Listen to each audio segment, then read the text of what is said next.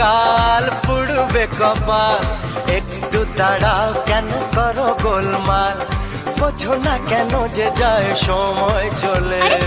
এসেছি বাড়িতে আমি কিছু না বলে, টিক টিক টিক টিক ঘড়ির সাথে সাথে তাল মিলিয়ে এই তো এলে, তবে কেন এখনই যাবে চলে?